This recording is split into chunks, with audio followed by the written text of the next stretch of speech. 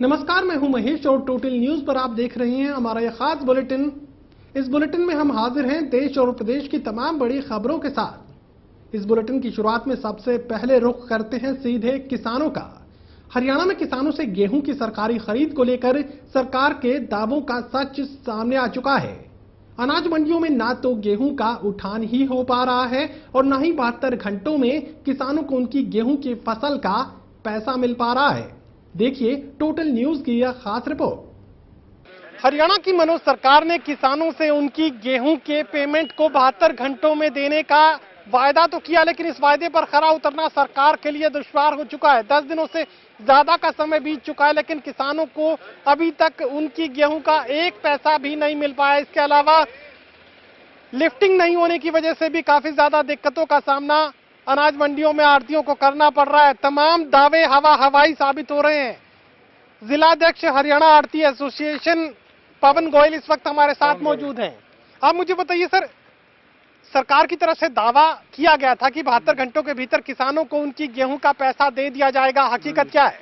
हकीकत ये है जी, 20 तारीख को गेहूं की परचेज शुरू हुई थी और आज 30 तारीख हो चुकी है, अभी तक गेहूं का एक पैसा नहीं आया और माल लिफ्टिंग होने में भी बहुत देरी हो रही है। मंडी से माल लिफ्टिंग भी नहीं हो रहा और ना कोई पेमेंट आया अभी तक। किसान क्या कहता है? किसान से तो वायदा किया गया कि 72 घंटों में आपका पैसा मिल जाएगा। आप लोगों ने कहा कि आढ़ती के जरिए देना है, लेकिन ना आपको मिला ना किसान को मिला।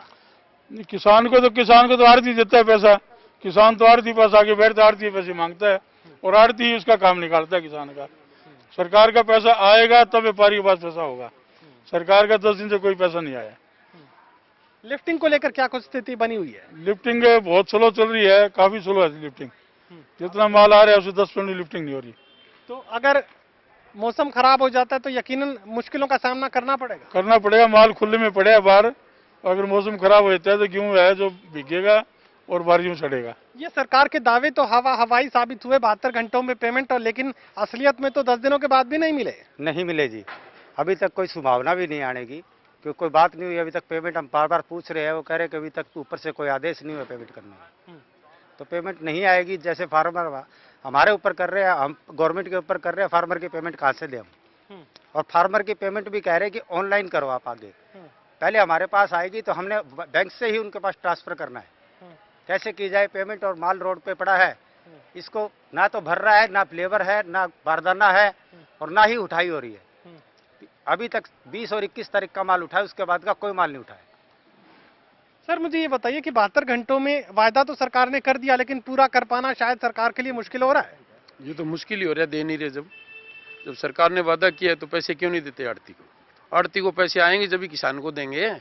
बगैर पैसे आए आढ़ती कहाँ से देगा? सरकार क्यों करती है इस झूठे वादे? और बोलो, ये लिफ्टिंग को लेकर क्या कुछ स्थिति बनी हुई है? लिफ्टिंग को तो लेबर की भी समस्या है। क्यों बाहर से लोग आए नहीं, यहाँ कोई इनसे इंतजाम नहीं हुआ कि यहाँ लोकल इंतजाम करे कोई, इसलिए ये सारी मुश्किलें बनी हुई है। इससे जमींदार भी परेशान है। सरकार से पेमेंट नहीं मिला तो किसान आखिर क्या कहता है? किसान कहता है हमें तो पेमेंट चाहिए। किसान वैसे भी दुखी है, काफ़ी टाइम से किसानों के पास फसल लेट बिक रही है तो उनके पास पैसा है नहीं देने के लिए। और व्यापारी किसान को देगा कैसे, कहाँ से, जब तक पेमेंट नहीं आएगी। जब तक ना ही माल की लिफ्टिंग हो रही है ना ही पेमेंट आ रही है। ये तो वादे तो हवाई साबित हुए, ना पेमेंट मिला ना माल का उठान ही हुआ। माल के उठाने में भी दिक्कत आ रही है, और लेकिन सरकार इसके प्रयास रहता है। सोशल डिस्टेंसिंग के कारण अभी कुछ माल नहीं उठ पा रहा, क्योंकि वहाँ पे गाड़ियाँ जो है सोशल डिस्टेंसिंग के चक्कर में सरकार पैसा तो सोशल डिस्टेंसिंग की वजह से नहीं रुका होगा। पैसा सरकार अभी कह रही है कि भाई डाल दें खाते में, लेकिन आ नहीं रहा। किसान भी इस चीज से परेशान है, व्यापारी भी परेशान है। तो टूक ये बात कही जा रही है कि किसानों को उनकी गेहूं की कीमत नहीं मिल पा रही है, ना तो आढ़ती के पास अभी पैसा पहुंचा और ना ही आढ़ती आगे किसानों को पेमेंट कर पा रही है। ऐसे में तमाम जो वायदे किए गए थे किसानों से हवाई साबित हुए हैं, धोखा साबित हुए हैं। आढ़ती इसलिए भी परेशान है कि खुले में माल पड़ा है, लेकिन लिफ्टिंग नहीं हो पाने की वजह से काफी ज्यादा दिक्कतों का सामना उन्हें करना पड़ रहा है, और ये दिक्कतें हर रोज लगातार बढ़ती ही जा रही हैं। सहयोगी कमल के साथ महेश कुमार, टोटल न्यूज, हिसार। और अब अगली खबर करनाल से। करनाल में लॉकडाउन के चलते जिन सड़कों का काम अधूरा रह गया, उन्हें प्रशासन और नगर निगम ने फिर से बनाना शुरू कर दिया है। लॉकडाउन खुलने के बाद लोगों को परेशानी का सामना नहीं करना पड़े, इसी को लेकर प्रशासन ने यह फैसला लिया है। मौके का जायजा लेने पहुंची करनाल की मेयर रेणु बाला गुप्ता। रेणु बाला गुप्ता से खास बातचीत की हमारे संवाददाता विकास महला ने। जहां लॉकडाउन और सभी लोग घरों में मौजूद हैं और अपने घरों में ही सभी लोग अंदर हैं, तो इसी को लेकर जब जिला प्रशासन की तरफ से जो बंद काम पड़े थे, जो नगर निगम के द्वारा जो सड़कों का टेंडर हो चुका था और वो काफ़ी लंबे समय से बंद जरूर पड़े थे और सड़कों की हालत बिल्कुल खस्ता थी। हालांकि इन सड़कों के टेंडर 2 महीने पहले हो चुके थे, लेकिन काम जो लॉकडाउन के दौरान वो काम रुक गया था, तो कहीं ना कहीं निगम के द्वारा उस काम को आज शुरू कर दिया है और जो मॉडल टाउन वार्ड नंबर 11 की जो सड़कें हैं उनको बनाने का काम शुरू कर दिया है। आप तस्वीरों में देख सकते हैं कि किस तरह से जो उद्घाटन किया, जो सड़क का जो काम है शुरू किया गया है और करनाल की मेयर रेणु बाला गुप्ता यहाँ पर मौजूद है और वार्ड के जो एमसी पति हैं वो यहाँ पर मौजूद है और किस तरह से जो काम को शुरू किया जा रहा है आप देख सकते हैं तस्वीरों में कि इस तरह से जो लोग हैं यहाँ पर मौजूद है वार्ड के और कुछ लोग हमारे साथ मौजूद और जो करनाल की मेयर रेणु बाला गुप्ता है हमारे साथ मौजूद है, उनसे जानते हैं। जी मैम, क्या कहेंगे, कितने लंबे समय से ये काम पेंडिंग पड़ा था और अब लॉकडाउन के दौरान शुरू किया गया है? लगभग 2 महीने से इस सड़क का टेंडर हुआ था। जब वो इसके पैरेलल रोड जो गोल्डन मूवमेंट वाली रोड बननी शुरू हुई तभी इस सड़क का भी था, पर लॉकडाउन की स्थिति आने से ये काम रोक दिया गया था। पर अब जिस तरह से लोगों की डिमांड आई और बहुत व्यस्त रोड है, यदि हम इसे 3 तारीख के बाद लॉकडाउन खुलने के बाद बनाएंगे तो लोगों को आने जाने की वजह से इस रोड को बनाने में बहुत दिक्कत आएगी। इसलिए इसको सड़क को आज यहाँ से शुरू किया जा रहा है। फिर भी हम ठेकेदार से और अधिकारियों से ये कहेंगे कि आप लॉकडाउन के नियमों का पालन करते हुए बनाएं, लोगों का ध्यान रखते हुए बनाएं। आप कम से कम अपने कार्यकर्ताओं के साथ बनाएं और एक अच्छी सड़क जो लोग चाहते हैं कि व्यवस्थित सड़क, जो मजबूत सड़क है वो बनाना चाहते हैं। तो मैम, कहीं ना कहीं जो वो अन्य वार्ड है उनके भी काम पेंडिंग पड़े, तो उनको भी इसी लॉकडाउन के दौरान स्टार्ट किया जाएगा? 2 दिन रह गए हैं। अब वैसे अभी एक काम आज शुरू करके देख रहे हैं और यदि कुछ ऐसा लगा, 13 सेक्टर की पेंडिंग सड़कें वो भी बनने लगी हैं। यदि ऐसा लगा तो कुछ ऐसा काम शुरू कर देंगे, कोई ऐसी बात नहीं है। ये गाइडलाइन आई है हमारे पास कि जो व्यस्त रोड हैं जिन पे हम बाद में काम करवाना संभव नहीं है, उन रोडों को हम बनवा सकते हैं। जिस तरह से करनाल की मेयर रेणु बाला गुप्ता ने हमें बताया कि किस तरह से जो व्यस्त रोड है उनका काम शुरू कर दिया गया है, ताकि लॉकडाउन खुलने के बाद जो यहाँ पर ट्रैफिक काफ़ी हो जाता है तो सड़कें बनाना काफ़ी मुश्किल हो जाता है। तो कहीं ना कहीं लॉकडाउन के दौरान जिला प्रशासन के सहयोग से और नगर निगम के सहयोग से ये सड़कें बननी शुरू हो गई हैं। करनाल से विकास महला, टोटल न्यूज़ करनाल। पलवल के पूर्व विधायक सुभाष चौधरी इन दिनों पलवल में गरीबों के मसीहा बने हुए हैं। प्रधानमंत्री नरेंद्र मोदी द्वारा लॉकडाउन के दौरान गरीब और जरूरतमंद लोगों की मदद की अपील से प्रभावित होकर पलवल के पूर्व विधायक सुभाष चौधरी रोजाना हजारों प्रवासी मजदूरों और जरूरतमंद लोगों को पका हुआ भोजन उपलब्ध करवा रहे हैं। सुभाष चौधरी से बात की हमारे संवाददाता दिनेश कुमार ने। कोरोना के चलते पूरे देश में लॉकडाउन है। लॉकडाउन के चलते प्रवासी मजदूरों को और जरूरतमंद लोगों को कुछ सामाजिक संस्थाएं और यहाँ पर लोग सामने आए हैं जो उनके घरों तक पका हुआ राशन पहुंचाने का काम कर रही हैं। आप देख सकते हैं यहाँ पर पहले राशन इकट्ठा किया जाता है, उसके बाद यहाँ से राशन तैयार किया जाता है। पुली यहाँ पर बन रही हैं। आप देख सकते हैं किस तरह से सोशल डिस्टेंस के साथ यहाँ पर जो काम करने में लगे हुए हैं हलवाई। उसके बाद यहाँ पर पैकिंग की जाती है। पैकिंग करने के बाद यहाँ पर ये जो सामान है इसको उठाकर ये गाड़ियों में ले जाते हैं। वहाँ पर ऐसे काम को जो कर रहे हैं पलवल के पूर्व विधायक सुभाष चौधरी अपने साथियों के साथ मिलकर इस सेवा को करने का काम कर रही हैं। वो आसपास के जो उनके साथी हैं उनसे राशन इकट्ठा करते हैं, कुछ अपने घर से भी इकट्ठा करते हैं, फिर इसको बनाया जाता है, पैकिंग की जाती है। उसके बाद यहाँ पर जो लोग आते हैं सेवा को कर रहे हैं, सबसे पहले उनके हाथ सैनिटाइज किए जाते हैं। सैनिटाइज क्योंकि बहुत जरूरी है इसमें, ताकि कोरोना को बढ़ने से रोका जा सके। तो संक्रमण है कोरोना के, इसी से इससे मर जाते हैं, खत्म हो जाते हैं। उसके बाद अब ये देख सकते हैं किस तरह से ये जो सामान है इसको गाड़ी में यहाँ पे रखा जाता है। गाड़ी इकट्ठी कर सामान इकट्ठा करने के बाद पलवल शहर की अलग अलग जगहों पर झुग्गियों में या फिर कोई दूसरी बस्ती हो जहाँ पर जरूरतमंद लोग रहते हैं वहाँ पर ये सामान पहुँचाया जाता है राशन का। आप बात करेंगे पलवल के पूर्व विधायक सुभाष चौधरी से, किस तरह से ये काम आप यहाँ पर करते हुए सेवा, और कहाँ से राशन लाते हो और कौन कौन सी बस्तियों में ये सप्लाई की जा रही है? रावत साहब, आज 1 महीना हुआ, 29 तारीख से पहले हमने शुगर आग का बांटना शुरू करा। सबसे पहले तो मैं धन्यवाद दूँ पलवल की जनता का, जिन्होंने बड़ा सहम का परिचय दिया और परसेंटेज में 99.9% में लोगों ने अपने आप को बचाव करा। और मैं उन लोगों का भी धन्यवादी हूँ जो दानी दातार हैं। आज 1 महीना है गया, किसी ने 11,000 दिए, किसी ने 21,000 दिए, और एक आदमी ने तो 50,000 रुपए दिए। वान की मेरा नाम भी मत लीजो और काइए बताइए भी मतलब गुप्त दान सेवा के लिए किया। हाँ, और एक साथी ने। कौन कौन लोग हैं जो इसको सेवा में आपका सहयोग कर रहे हैं? मेरे साथ जो मेरे साथी हैं, शिव प्रसाद गोयल है, मास्टर घनश्याम दास है बड़ौली वाले, चीकू रामकिशन पांचाल चीकू, सुरेश भतीजा, मैंक हमारा भतीजा, अनिल जी, और एक लक्ष्मण, जो हमारे सब साथी हैं। हम ये 7-8 लोग हैं। कितना पैकेट यहाँ पर राशन इकट्ठा करके आप जो पका हुआ भोजन है, और शहर की कौन कौन सी कॉलोनियों में या झुग्गियों में आप इसको भेजते हो खाने के लिए? ये 600 पैकेट, 650 पैकेट है। 2 राउंड मारते हैं, अब शुरू हो जाएंगे। लगभग 1200 हो गए सुबह शाम। 13 में 1300 पैकेट हो जाते हैं। सुबह शाम नहीं, सिर्फ शाम को। अब 1-1.5-2 घंटा में बांट के फिर 2 घंटा में 9 बजे तक सारी झुग्गी झोंपड़ी में इन्होंने खासकर जो डायमंड के सामने झुग्गियाँ हैं, जो उड्डा सेक्टर में बाहर के प्रवासी लेबर है, और जो और जहाँ जहाँ पंच महाराणा प्रताप चौक वहाँ है, चाहे जहाँ भी झुग्गी झोंपड़ी है, उन प्रवासियों को हम इसे बांटने का काम, चाहे मोहन नगर है, चाहे इस्लामाबाद है, चाहे शमशाबाद है, चाहे बसंतगढ़ की झुग्गियाँ हैं, बसंतगढ़ किठवाड़ी में नंगला है, वहाँ भी झुग्गियाँ हैं, और वहाँ धर्म कांटे के पास भी झुग्गियाँ हैं। सब झुग्गी झोंपड़ी बाहर के प्रवासियों का मैं बांटने का काम करता हूँ अपनी टीम के साथ। पहले आप सूखा राशन जो 7-7 दिन का अपनी गाड़ी में भरते थे अपने साथियों के सहयोग से, अब आपने पका हुआ भोजन जो पैकेटों में चेंज क्यों किया इसमें? इसलिए करा कि वहाँ में कुछ लोग ना स्टॉक में आ गए थे, स्टॉक करने लगे हाँ, थे, इसलिए आपने बाहर के आदमी जिनको जरूरत थी वो तो रह जावे, और ये जो हमारे वाले आदमी ये आगे जो जरूरतमंद लोग हैं वो रह जाते थे, और कुछ ज्यादा नहीं, कुछ लोग इस तरफ आवे और वो 2 चक्कर काटे, एक की जगह 2-2 पैकेट ले जावा जमा कर। इसलिए आपने अब ये जो पका हुआ भोजन वितरित करने का काम शुरू किया है? बिल्कुल इसलिए करा, ये सब जरूरतमंद लोगों को शाम को हम 5:30 बजे निकलते हैं, 9 बजे तक फ्री हो जाते हैं।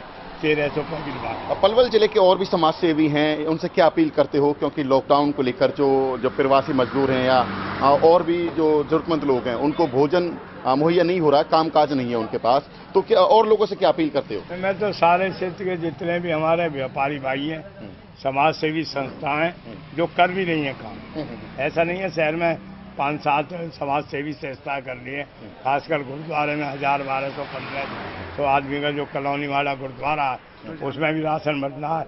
बाल बनबा में भी 100-125 आदमियों को बांटते हैं। पता लगी है इसमें श्यामा कुंज में भी 600-700 आदमियों का रोज राशन बन के बाहर से आता है घरों से, उसे भी वो लोग बांटते हैं। और भी संस्था इसमें जैन मंदिर में, यहाँ भी संस्थाएं काम कर रही हैं। यानी कि संस्थाओं को ऐसे मिलकर काम करना चाहिए ताकि कोई भूखा न रहे। जनता से क्या अपील करते हो? जनता से तो मैं ये अपील करूंगा इसमें बचाव करें, और मुख्यमंत्री का और प्रधानमंत्री के इस बचाव में हाथ मजबूत करें, ताकि हम अपने जीवन को बचा सकें, अपने देश का नाम रोशन कर सके, अपने प्रदेश का नाम रोशन कर सके। धन्यवाद। ये हैं हमारे साथ पूर्व विधायक सुभाष चौधरी, जिनका कहना है कि वो रोजाना लगभग 1200 घरों में पैकेट भेजने का काम करते हैं। इससे पहले वो सूखा राशन भी लोगों को भेजते रहे हैं, और ये काम वो अपने दोस्तों के साथ मिलकर, जो उनके दोस्त हैं, वो राशन इकट्ठा करते हैं, फिर उसको यहाँ भोजन पकाते हैं और पैकेटों में बांटा जाता है।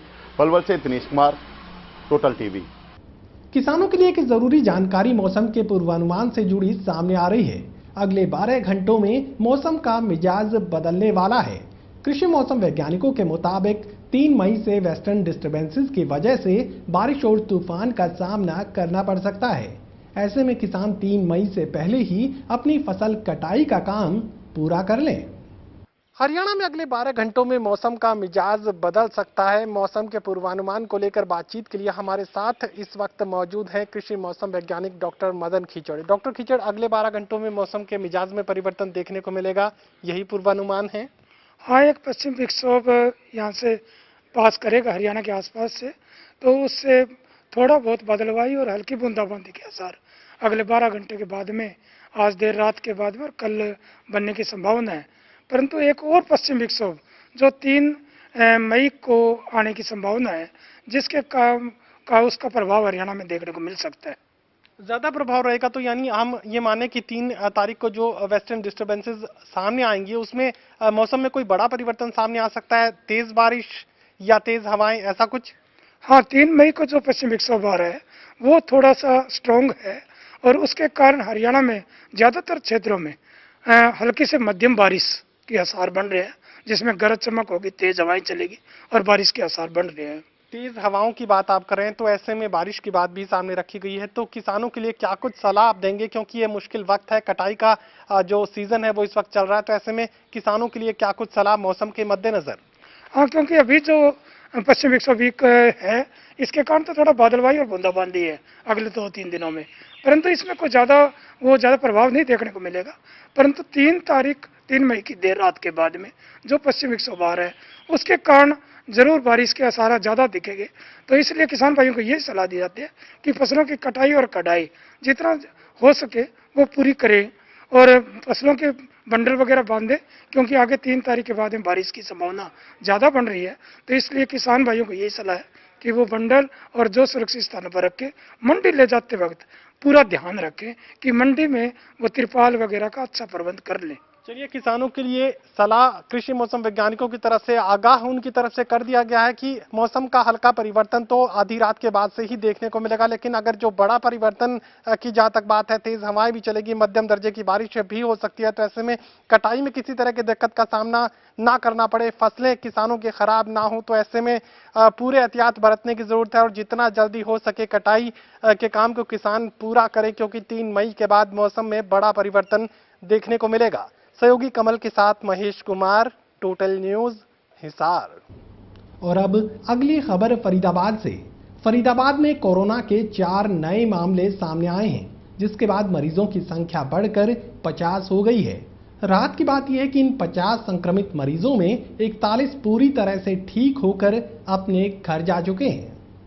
2 दिन बाद फरीदाबाद में 4 नए कोरोना पॉजिटिव मरीज आने से अब फरीदाबाद में कोरोना पॉजिटिव मरीजों की कुल संख्या 50 हो गई है। इसमें अच्छी बात यह है कि इन 50 मरीजों में से 41 मरीज ठीक होकर अपने घर जा चुके हैं और अब सिर्फ 9 एक्टिव मरीज बचे हैं। जो 4 नए केस आए हैं उनमें से एक मरीज तबलीगी जमात से संबंध रखता है। आपको बता दें कि पिछले कुछ दिनों से लगातार फरीदाबाद में जो ठीक होने वाले मरीज हैं उनकी संख्या में इजाफा हो रहा है और अब तक 41 मरीज ठीक हो चुके हैं। जो 4 नए मरीज आए हैं उसको लेकर प्रशासन पूरी तरह से तैयार है और कहीं ना कहीं इस तरह के जो लोग हैं, जो कि 4 नए केस आए हैं, उन्होंने किस किस से संपर्क किया है, किन किन से वो मिले हैं, इसकी सूची अब प्रशासन तैयार कर रहा है। Vinay Singh, total news, Faridabad. Lockdown में उन दिहाड़ीदार मजदूरों को सबसे ज्यादा समस्याओं का सामना करना पड़ रहा है जो छोटी मोटी वर्कशॉप या फैक्ट्रियों में काम करते थे। ज्यादातर प्रवासी मजदूर वापस अपने प्रदेश को लौट चुके हैं, लेकिन जो मजदूर पीछे रह गए उनके लिए 2 वक्त की रोटी का जुगाड़ करना बेहद मुश्किल हो चुका है। ऐसे मुश्किल वक्त में कुछ लोग इनकी मदद के लिए सामने आए हैं। देखिए फरीदाबाद से हमारे संवाददाता विनोद लांबा की ये रिपोर्ट। सरकारें किस तरह के दावे करती हैं, किस तरह की चीजें करती हैं, वो तमाम राशन बांटे जाएं या फिर खाने पीने की बात हो, लेकिन समाज लेवल पर भी काफी अच्छा और बेहतरीन काम आज तक जारी है। ये मैं एक ऑफिस आपको दिखा रहा था। जगन डागर पूर्व पार्षद भी हैं और कांग्रेस के नेता हैं, टीम दीपेंद्र के भी वरिष्ठ नेता हैं और इनके जो ऑफिस पे करीब 15 से 20 दिन से मेरे पास जानकारी मिल रही थी कि 15 से 20 दिन से ऐसे ही भोजन, बना बनाया भोजन लगातार वितरित किया जा रहा है। और ये लाइन अगर आप देखें तो सोशल डिस्टेंसिंग के साथ तमाम जो लाइन है, तमाम जो लोग पहुंचे हुए हैं उनको मुहैया कराया जा रहा है। डागर साहब, कितने दिनों से व्यवस्था कर रखी है और राशन दे रहे हो या पका पकाया खाना दे रहे हो? जनाब, हम पे कई बार अगर भाई साहब के ऊपर से दीपेंद्र जी के आदेश आ जाते हैं, वहाँ कोई उनके नंबर पे कोई फोन कर देता है तो हम राशन भी भेजते हैं। लेकिन हमारी टीम ने प्रतिज्ञा की है, टीम दीपेंद्र ने, कि भाई जरूरतमंद, जब तक ये अपना लॉकडाउन चलता रहेगा, हमारी टीम जरूरतमंदों को हम भोजन देते रहेंगे और पका पका हुआ हम भोजन यहाँ दे रहे हैं। कहाँ की बस्ती के लोग हैं? ये तो वैसे फोन वाले नहीं है, तो रूटीन वाले लोग हैं। हमने इन लोगों से बोला था कि भाई सुबह हमारा 11 बजे से भंडारा शुरू हो जाता है और हमारा 11 बजे से शुरू भंडारा हो गया, अब तकरीबन 1 बजे है। 1 बजे तक भी हमारी भोजन की व्यवस्था चलती रहेगी। ये भोजन व्यवस्था हमारी 4-5 बजे तक शाम को यूं ही चलते रहेंगी, लोग आते रहेंगे और अपना तसल्ली से 3 बजे तक चलती रहेगी। 3-4 बजे तक हमारा ये भोजन व्यवस्था। आइए आप जरा कुछ महिलाओं से बात कर लेते हैं। कहाँ रहते हो आसपास आप? तो मजदूरी छूट गई, क्या हुआ? 55 में इधर ही रहते थे। तो खाने की व्यवस्था मिल रही है यहाँ? मिल रहा है, अभी तो आई आज तो कुछ मिला नहीं, 2-3 दिन तो घूम के गई है। जब से यहाँ पता लगा मिलता है। हाँ, अभी पता लगा तो यहाँ पता लगा, यहाँ आए हो। आप लोग कहाँ से हो? यहीं से हो? क्या मजबूरी बनी? क्या काम धंधे छूट गए? क्या राशन, क्या दिक्कत आई, बताएं। काम धंधा छूट गए, 4 बच्चे भूखे प्यासे घर में पड़ गए थे। परसों पता लगा तो आ रही परसों से। कहाँ से? मूल निवासी कहाँ के थे आप? मजदूरी मिल नहीं रही। डॉक्टर साहब, ये ज्यादातर जो वर्ग है, कहाँ से आ रहे हो आप लोग? यहीं आसपास रहते हो? काम धंधा करते थे, काम धंधा छूट गया? छूट ही गया है। कहाँ मजदूरी करते थे, क्या करते थे? यही सब हेल्परी करते हैं। हेल्परी करते थे। तो फैक्ट्री तो बंद है, खाने की व्यवस्था हो पा रही है यहाँ पे? हाँ, यहाँ तो आ रहे हैं, हम लोग को खाना बढ़िया मिल रहा है। अच्छा, तो पका पकाया मिल रहा है, कच्चा राशन मिल रहा है? पका हुआ मिल रहा है। तो मजदूरी बहुत दिनों से नहीं मिली है। पिछला जो पेमेंट था वो दिया कि नहीं दिया, जिसके वहाँ काम करते थे? हाँ, दे दिया, 1 महीने दे दिया। फिर अब हम लोग बैठ गए, बाल बच्चा क्या खाएगा? ये एक बड़ी समस्या फरीदाबाद में देखने को मिलेगी। डॉक्टर साहब, ज्यादातर जो लोगों से बात की, मेरे को यही समझ में आया कि दाढ़ी मजदूर ज्यादा थे, हेल्पर वगैरह काम करते थे और इनको राशन सूखा देना फिर बनाने की व्यवस्था उससे अच्छा एक भंडारे के रूप में आपने चला रखा है। ये हमने भंडारे के रूप में चला हुआ है और हमारे टीम दीपेंद्र के जो कार्यकर्ता हैं वो गली गली मोहल्ले मोहल्ले जाके आसपास कह देते हैं कि भाई हमारे सेक्टर 55 पे भंडारा चला हुआ है, हाथ जोड़ के आप लोग आइए और लॉकडाउन का पालन करते हुए अपना पूरा प्रसाद जिसके प्रसाद भोजन व्यवस्था करें और हम फिर अगले दिन फिर शुरू कर देते हैं। सर, एक व्यवस्था और रखिए, इनको थोड़ा सोशल डिस्टेंसिंग का भी फॉलो करना बना है। सारी जो चेन है वो खराब हो जाएगी। आप बांट रहे हैं, अच्छा सामाजिक कार्य कर रहे हैं, लेकिन ये लोग थोड़ा डिस्टेंस के साथ आए तो ज्यादा अच्छा रहेगा। आप भी सेफ रहेंगे, आपके बांटने वाले भी सेफ रहेंगे। बिल्कुल, ये आपकी राय से हम सहमत और हमारी पूरी टीम सोशल डिस्टेंस का पूरा ख्याल रखे हुए है, लेकिन हम और ज्यादा ख्याल रखेंगे, इस बात का हम आपकी का पालन करेंगे। तो जगन डागर साहब थे, टीम दीपेंद्र के अहम सदस्य हैं, कांग्रेस के वरिष्ठ नेता हैं और ये इनका एक तरह से प्रयास है कि दीपेंद्र ने एक मुहिम चलाई थी, सांसद बन चुके हैं राज्यसभा के, कि जहां भी भोजन की व्यवस्था की है, जरूरत है, वहां टीम दीपेंद्र के जो भी नेता हैं वो सामने आए और इस तरह की व्यवस्था करें। तो 55 सेक्टर में हम आए हैं, 55 सेक्टर फरीदाबाद का पड़ता है। ज्यादातर जो है प्रवासी नजर आए और प्रवासियों के साथ साथ इनके जो दिहाड़ी मजदूर थे या हेल्पर थे फैक्ट्रीज के, इस तरह के मजदूर हैं और इनके लिए गंभीर समस्या ये हो चुकी है कि 2 टाइम की रोटी का जुगाड़ कैसे किया जाए। फरीदाबाद से Vinod Lamba, total TV. Corona संक्रमण का आंकड़ा लगातार बढ़ता ही जा रहा है। गुरुवार को स्वास्थ्य मंत्रालय की ओर से जारी किए गए आंकड़ों के अनुसार संक्रमितों की संख्या देश में 33,000 के पार पहुंच चुकी है। ज्यादा जानकारी दे रहे हैं हमारे संवाददाता ललित नारायण कांडपाल। देश भर में कोरोना की संक्रमण के मामलों के बढ़ने की तादाद लगातार बढ़ती चली जा रही है। हर रोज कोरोना के मामलों में तकरीबन 2000 मामलों की बढ़ोतरी हो रही है। इसी कड़ी में गुरुवार को 8 बजे जब स्वास्थ्य मंत्रालय ने आंकड़े जारी किए तो ये आंकड़े 33,000 को पार करते हुए 33,050 तक जा पहुंचे हैं। अगर 24 घंटों में इनकी बढ़ोतरी की बात की जाए तो 1718 मामलों की बढ़ोतरी हुई है, यानी कि पूरे एक दिन में 1718 मामलों की बढ़ोतरी हुई है।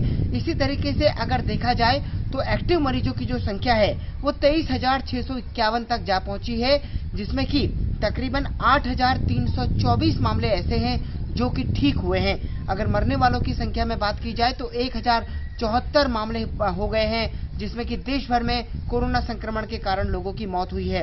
अगर 24 घंटे में मरने वालों की तादाद को देखा जाए तो तकरीबन 67 मामले ऐसे हैं जिनकी 24 घंटे में मौत हुई है, यानी कि 67 लोगों की 24 घंटे में मौत हुई है। इसी तरह से अगर कोरोना से ठीक होने वाले लोगों के आंकड़ों की बात की जाए तो ये 8,000 का फिगर है। ये बताता है कि देश भर में इस वक्त कोरोना संक्रमण से ठीक होने वाले लोगों का जो प्रतिशत है वो तकरीबन 25% तक जा पहुंचा है। सरकार अपने स्तर पर कई कोशिशें कर रही है, हॉटस्पॉट बनने से रोके जा रहे हैं। वहीं दूसरी ओर अब सरकार 4 मई से कई तरह की छूट भी देने जा रही है, जिसमें कि कई तरह का आवागमन और दूसरी तरह की सुविधाएं भी मिलेंगी। लेकिन हॉटस्पॉट इलाकों के लिए अलग सरकार अपनी योजना बना रही है। साथ ही प्रवासी मजदूरों को भी आने और जाने के लिए सरकार ने कल जो गाइडलाइन जारी की थी, उसको लेकर अब सभी राज्य सरकारें अपना काम करना शुरू कर रही हैं। Lalit Narayan Kandpal, total news, Delhi. Corona से जुड़ी अगली खबर हिसार से सामने आ रही है, जहां कोरोना संदिग्ध 2 की मौत से जुड़ी कोविड-19 टेस्ट रिपोर्ट सामने आ चुकी है। टेस्ट रिपोर्ट में यह साबित हुआ है कि मरने वाले दोनों मरीज कोरोना से संक्रमित नहीं थे। जिले के सीएमओ के मुताबिक अब स्वास्थ्य विभाग जिले में ओपीडी की संख्या बढ़ाने के लिए वैकल्पिक व्यवस्थाओं पर काम कर रहा है। हिसार में कोरोना संदिग्ध 2 लोगों की मौत से पूरे हिसार शहर में सख्ते की स्थिति का सामना लोगों को करना पड़ रहा था, लेकिन स्वास्थ्य विभाग को वो रिपोर्ट हासिल हो चुकी है। जो कोविड-19 को लेकर सैंपल भेजे गए थे, वो रिपोर्ट स्वास्थ्य विभाग के पास अब पहुंच चुकी है। जिले के सीएमओ डॉक्टर योगेश शर्मा इस वक्त हमारे साथ मौजूद है। सर, जब 2 मौत की जो सूचना सामने आई थी, उसके बाद लोग डर गए थे, सहम गए थे कि कहीं ये दोनों कोविड-19 की वजह से तो इनकी मौत नहीं हुई। हालांकि दावा आपने किया था कि वजह कुछ और हो सकती है, लेकिन अब रिपोर्ट में क्या कुछ सामने आया? हाँ, जैसे कि मैंने पहले भी आपको कल भी बताया था कि ये कोई भी इस वक्त पेशेंट इमरजेंसी में एडमिट होता है विद ब्रेथलेसनेस या फीवर के साथ, उसका एहतियातन तौर पे हम सैंपल लेते हैं। हमें यकीन तब भी यही था कि ये नॉन कोविड पेशेंट होंगे, पर प्रिकॉशनरी मेजर से हमने वो सैंपल लिए थे और उसके अकॉर्डिंगली आज हमारी रिपोर्ट दोनों की आ चुकी है। दोनों नॉन कोविड हैं, दोनों की रिपोर्ट नेगेटिव आई है। तो इसमें किसी तरह की कोई घबराने वाली बात नहीं है, लेकिन क्योंकि इस टाइम पे प्रिकॉशन लेना बहुत ज़रूरी है, हर पेशेंट को क्लोजली मॉनिटर करना ज़रूरी है, इसलिए उनके सैंपल लिए गए थे। कोरोना के अलावा जो दूसरे गंभीर रोगों से जो लोग पीड़ित हैं, उनके देखरेख के लिए, स्वास्थ्य के लिए क्या कुछ किए जाने की जरूरत है? क्योंकि पूरा जो फोकस है वो सीधे कोरोना की तरफ अब जा रहा है, तो बाकी जो मरीज है वो परेशानी की हालत में है। नहीं, ऐसा नहीं है।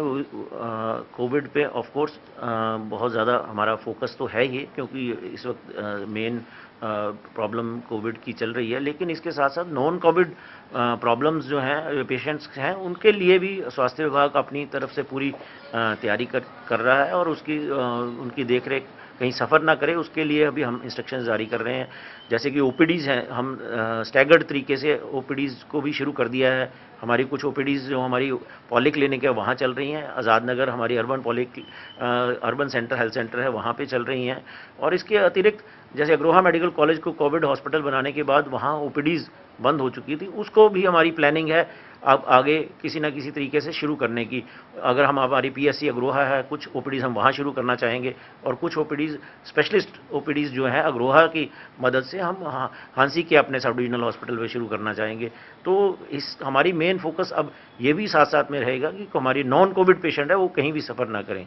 इसके साथ साथ हमारा फोकस ये भी रहेगा जो हमारी इंस्टीट्यूशनल डिलीवरीज हैं, चाहे हमारी इम्यूनाइजेशन है, जो हमारा वो भी इंस्ट्रक्शंस हमने इशू कर दी हैं। जो इम्यूनाइजेशन का शेड्यूल जैसे हमारी फील्ड में इम्यूनाइजेशन होती थी, उसी तरीके से पूरे फुल फ्लेज तरीके से हमारी इम्यूनाइजेशन अभी शुरू कर दी गई। ग्रामीण क्षेत्रों में जो हम लोग सैंपलिंग कर रहे थे और लगातार टीमों को ग्रामीण इलाकों में भेजा जा रहा था ब्लॉक स्तर पर, उनका क्या कुछ फीडबैक सामने आ रहा है और क्या अब हम ये कह सकते हैं कि हम कंफर्टेबल जोन में पहुंच गए?